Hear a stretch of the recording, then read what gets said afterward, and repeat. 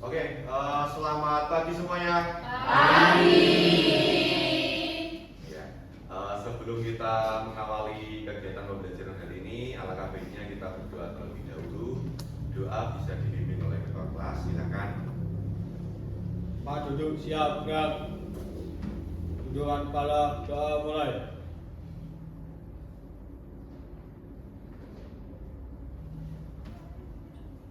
Doa selesai. Oke, terima kasih Mas Soho. Hari ini ada yang nggak berangkat? Ya, siapa? Aziz. Oke, sambil saya absen ya. Itu ada yang berangkat. Radix ya? Radix sakit. Ada izinnya? Ya, oke. Selain Radix, ya, bisa ditengok-tengok diri kalian, kanan kalian, apakah ada yang nggak berangkat? Lengkap ya? Oke, terima kasih. Satu yang berangkat.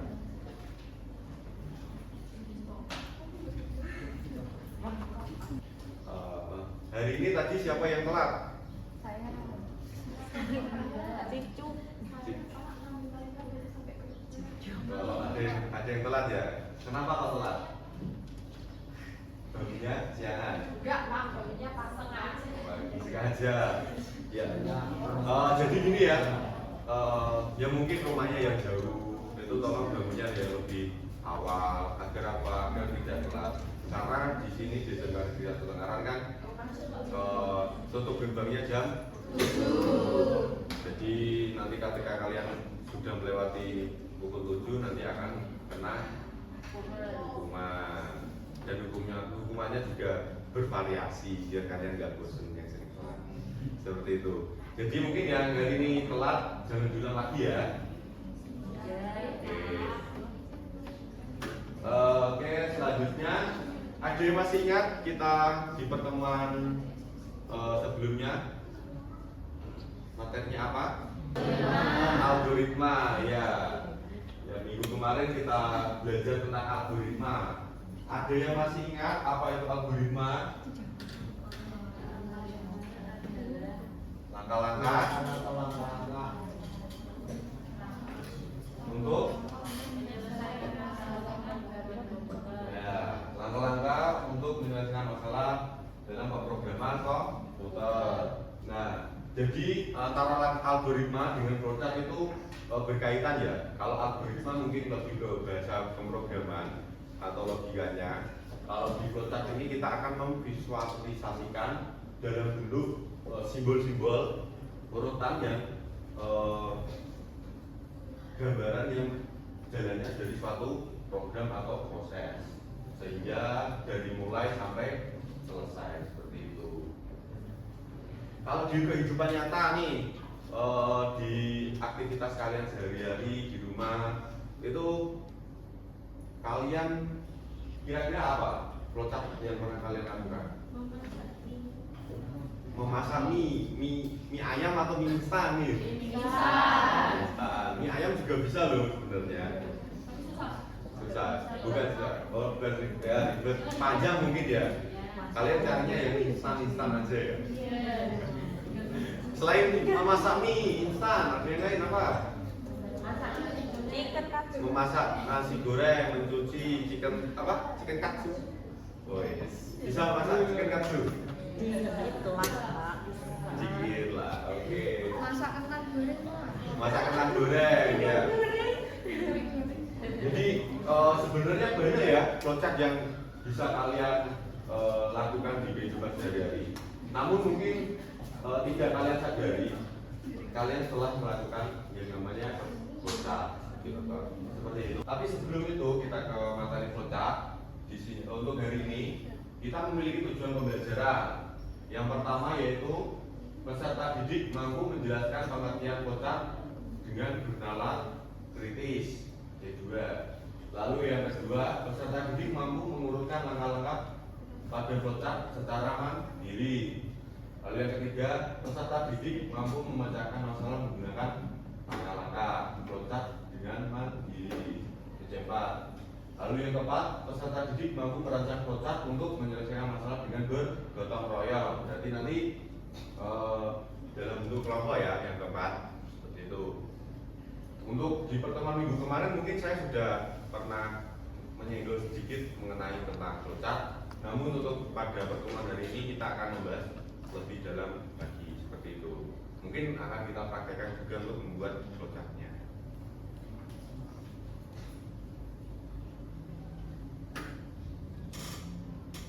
Nah,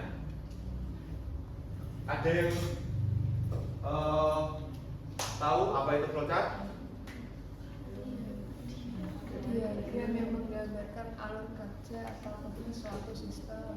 Diagram yang menggambarkan alur kerja atau proses suatu sistem. Lalu untuk fungsi flowchartnya yaitu bisa salah satu membacakan. Banyak mungkin.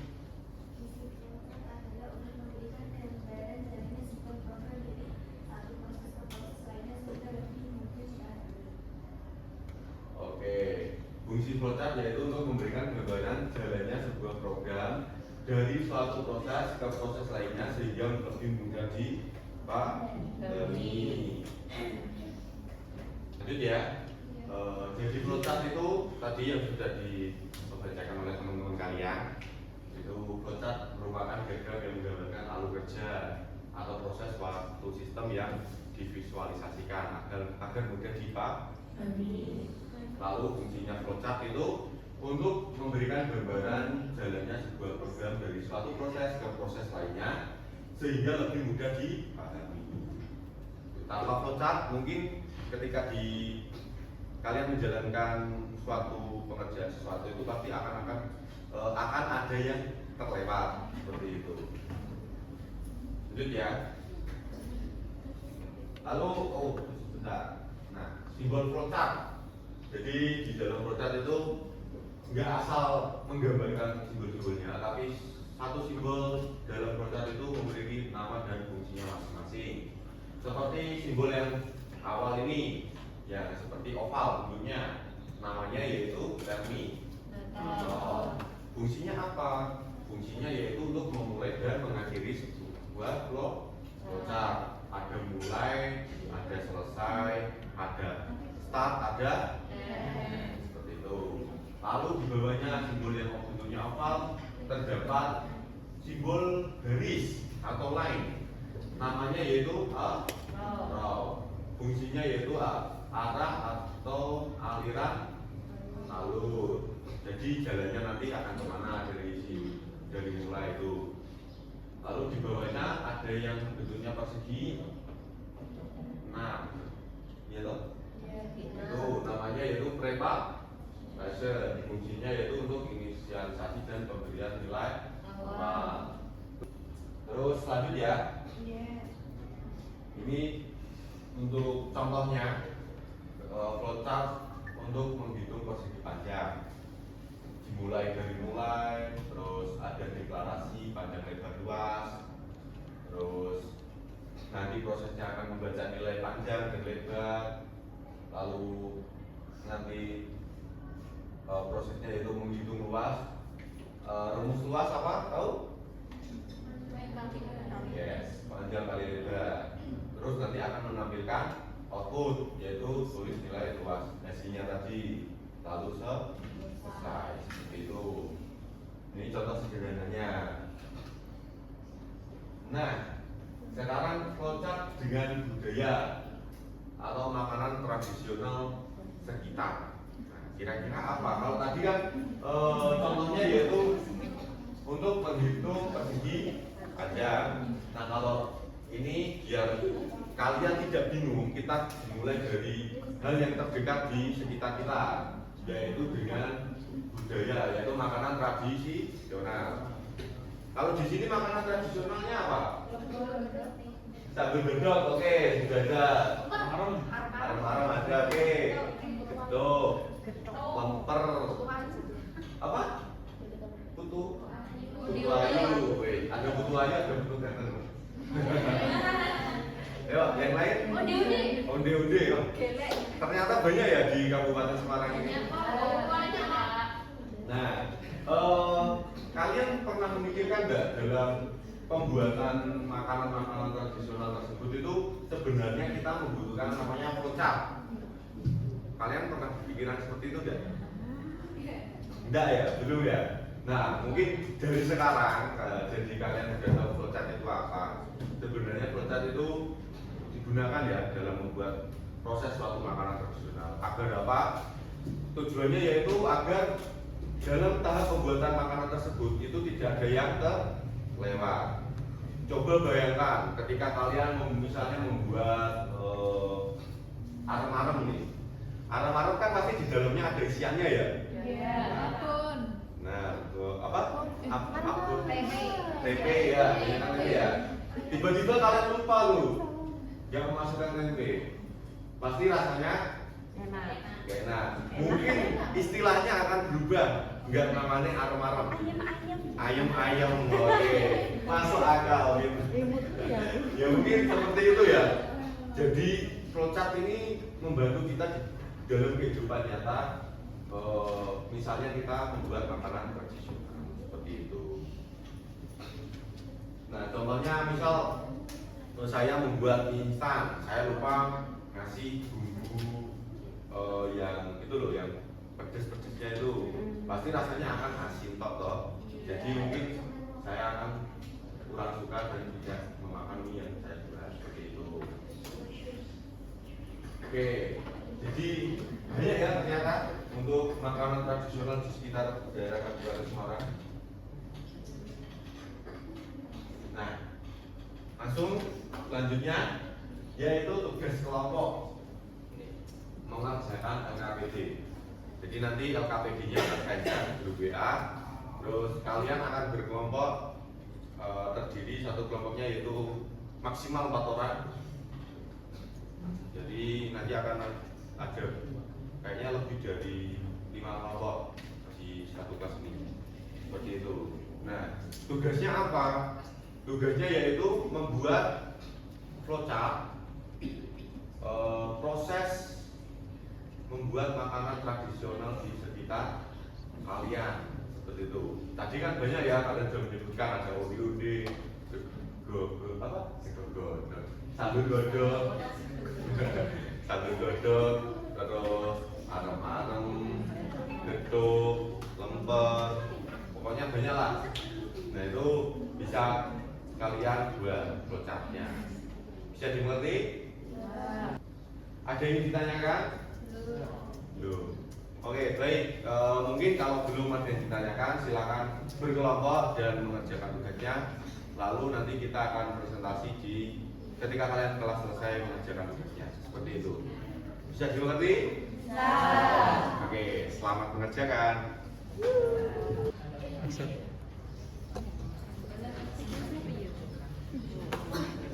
Itu buat apa itu? Buat flowchart apa? Makanan tradisional apa? Tradisional arem-arem. Arem-arem. Karena sukanya arem-arem jadi buatnya itu. Sering ke kantin biar. Iya, sering. Ya, jangan sampai terlewat tuh ya, Mas.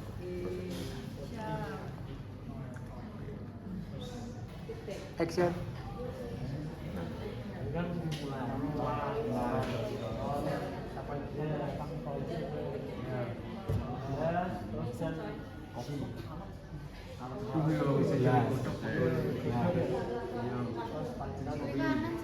Ini buat mau apa? Makanan tradisional apa?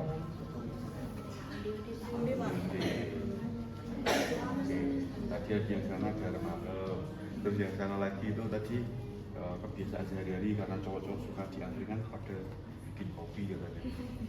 Kalau kalian makan tradisional, onde? Jangan sampai lupa ya micin-micinnya. Ada micinnya toh? Proses. Itu prosesnya jangan sampai kelupaan. Oke, dilanjut ya. Nanti kalau udah selesai. Oke, sudah selesai mengerjakan tugas kelompoknya? Siap presentasi ya? Siap. Yaitu presentasi. Siapa yang mau presentasi? Kelompok mana? Oke, yang cowok-cowok ini. Siap. Silakan.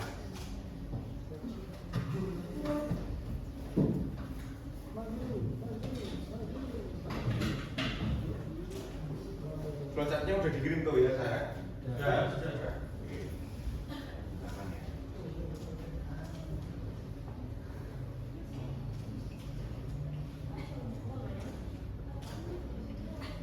Oke, silakan. Assalamualaikum warahmatullahi wabarakatuh. Waalaikumsalam warahmatullahi wabarakatuh. Kami dari kelompok kopi ingin mempresentasikan hasil dari kerja kelompok kami, yaitu flowchart membuat kopi.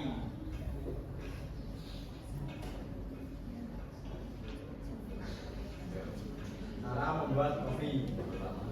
Pertama, siapkan gelas dan alat seduh. Selanjutnya, tanyakan jenis kopi. Apakah kopi saset? Ya atau tidak? Misalnya masukkan saset, tuang air panas, lalu aduk. Oke. Terus? Kalau semisal apakah kalau tidak saset bisa memilih tidak dan masukkan kopi, bubuk kopi, tuangkan air panas dan aduk tunggu untuk mengendap. Kemudian selesai, tinggal diminum nanti. Sudah. Oke, dari teman-teman yang tidak waktu, apakah ada yang ditanyakan? Kalau ada yang bertanya,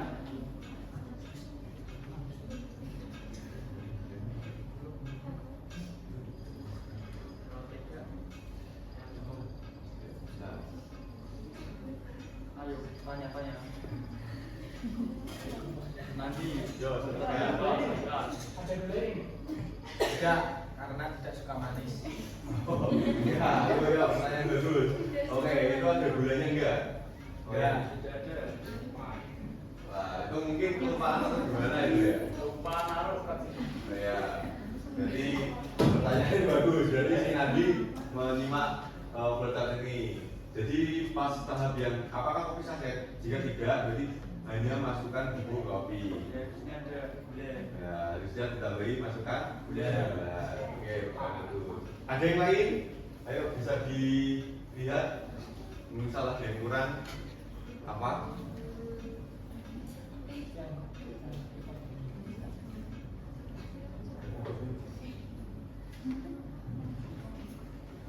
Ayo apa? Gak ada pasti. Ada yang bertanya lagi? Ya. Oke, dari saya akan dulu ya. Ya, apa? Tadi mungkin si Adi lupa ketika membaca flowchartnya itu tidak diawali dari mulai. Jadi langsung siapkan gelas itu salah ya. Kalau flowchart itu harus diawali dari Mulai. Oke. Lalu kalau saran dari saya ini juga untuk lainnya dari aduk terus aduk dan dapat itu belum ada. Yaitu mungkin nanti bisa ditambahi ya. Seperti itu. Jadi tidak stopnya hanya sampai aduk itu tidak harus sampai ke selesai. Seperti itu. Oke, udah bagus. Alasannya apa kalian memilih kopi? Ya karena suka kopi. Suka kopi lebih mudah. Berarti ini termasuk ke kalau di kehidupan nyata flowchart dalam ke ya apa kehidupan keseharian kalian ya. Oke, kalau teman-teman yang lain kan tadi lah beri tema mengenai makanan tradisional. Tapi kalau kalian memilih ini yo tidak apa-apa. Ya, jadi kalian sudah mengetahui flowchart itu bisa diterapkan dalam kehidupan sehari-hari. Nanti bisa direvisi dan dilanjutkan. Itu. Terima kasih. Silakan. Itu tadi presentasi dari kelompok kami. Sekian dari kami. Wassalamualaikum warahmatullahi wabarakatuh. Waalaikumsalam warahmatullahi wabarakatuh. Oke, kita beri aplaus dulu.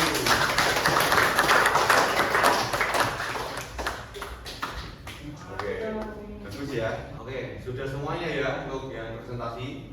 Ya. Oke, jadi apa kira-kira untuk pembelajaran kita hari ini? Ada yang mau menyimpulkan? Kesimpulannya apa untuk pembelajaran kita hari ini? Manfaat? Bocah. Dalam kehidupan sehari-hari. Ya. Terus ada lagi?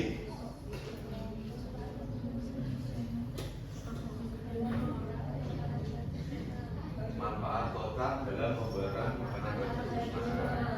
Oke, jadi hari ini kita telah belajar bocah dengan budaya makanan tradisional di sekitar kita, terus kebiasaan kita di kehidupan sehari-hari. Nah, harapannya ke depan karena kita di jurusan RPL rekayasa perangkat lunak, jadi nanti kita bisa terapkan di dalam pemrograman.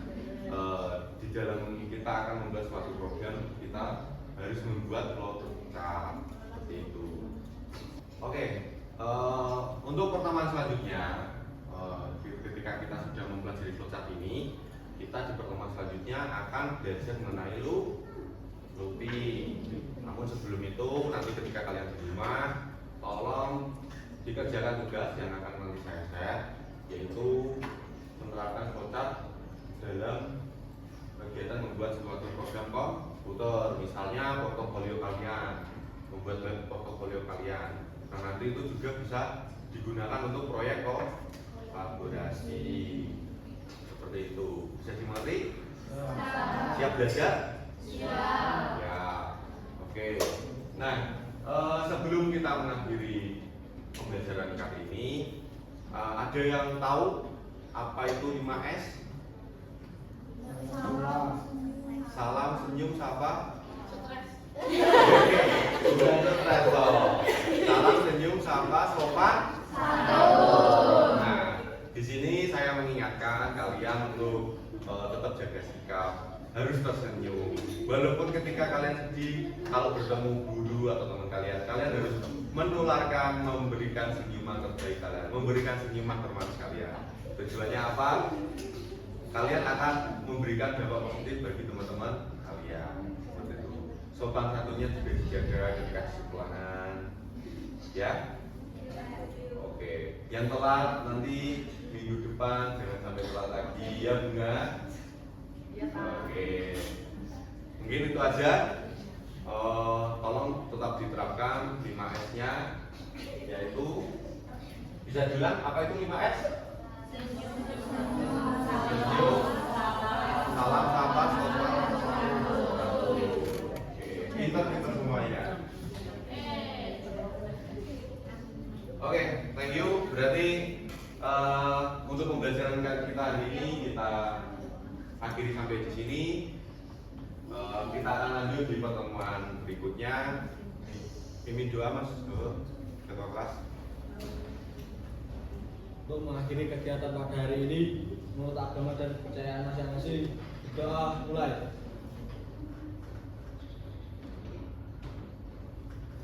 Doa selesai. Oke, baik, terima kasih. Sampai jumpa di pertemuan selanjutnya. Bye bye.